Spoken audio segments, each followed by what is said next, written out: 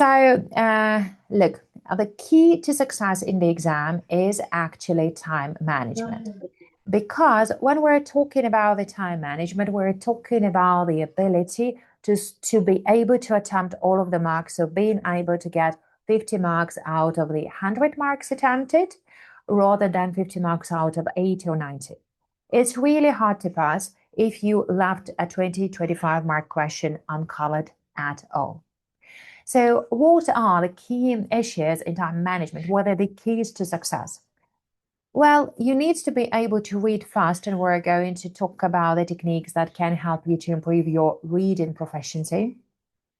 Write mark efficiently so that every sentence of yours, every 2 lines are going to score marks. And if you have ever studied with me, you do know that I'm very paranoid about that. And I'm going to tell you, okay, this does not score marks. This is too much. This is too much. This is too much. Why? Because if you're making these mistakes at the point of practice, at the point of when you're getting ready for the exam, then when it comes to the exam and you're stressed and you're rushed, it's going to get even worse. So we need to make sure that every 2 lines of us are going to score marks. We need to make sure that we answer the question set. This is especially important for exams like APM. So I work quite often on one-to-one basis, and I have this experience which not many tutors have. I can see how a person reads the question, how they formulate the ideas, how they write their ideas down, and as such, what are the problems that people have, at which stage, and how exactly those problems are fixed. And with the APM exam, importantly, most likely people answer the wrong question. And I have so many people who would come to me after 3-4 failures, and they are okay. They say, okay, I have no idea what is wrong with me. I see that this exam is not hard because, well, the theory there is quite straightforward, but I keep getting 40. Well, that is the problem.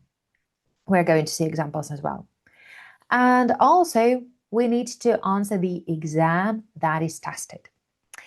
Here is an idea for you. If you were a medical student and you were to study for your medical exam, then it would be very different set of answer if you were a dentist and if you were a cardiologist. So the question can be the same. Let's say like a person has a headache. What's wrong with them? But if you are studying to be a dentist, then you need to talk about cavity and stuff. You won't get marks if you're going to talk about high blood pressure, because that is something that cardiologists are engaged into.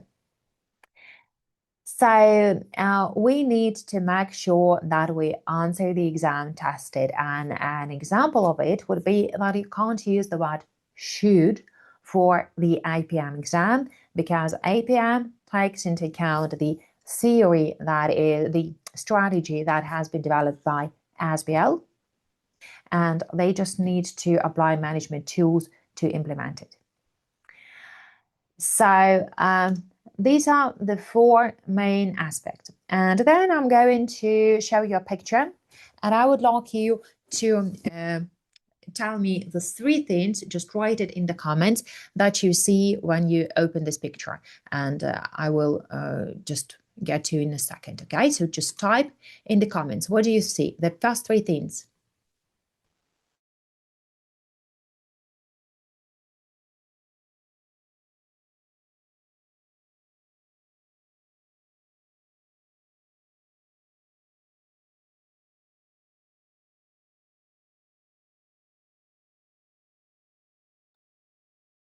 Huh? Okay, so what do we see in here? The first 3 things are chair, laptop, and a table. Okay, then laptop, shoes, and keys. Laptop, shoes, and key on the floor. Shoes, laptop, and chair. Charger, umbrella, and shoes. Okay, so here is the thing. The thing is called a focus of attention. If you are thirsty, then the first thing that you are going to see when you're going to enter the room is water, so something that is archaea, right? If you are hungry, you are going to see fruits. Well, I don't know what it tells you if you see shoes or whatever. I'm happy that you are neither thirsty nor hungry, but like this is how the things work. So if you would like get into the room and leave the room and you are not thirsty, let's say, you might have not noticed that there is a bottle. If you, let's say, like flowers, and say this is going to be like those plants are going to be something that you will pay attention to. So this is the same thing that works in our exam. We need to read the requirement first. And I remember when I was a student and they told me that, and I was like, okay, I'm a bit lazy. I don't want to read the requirement and so on.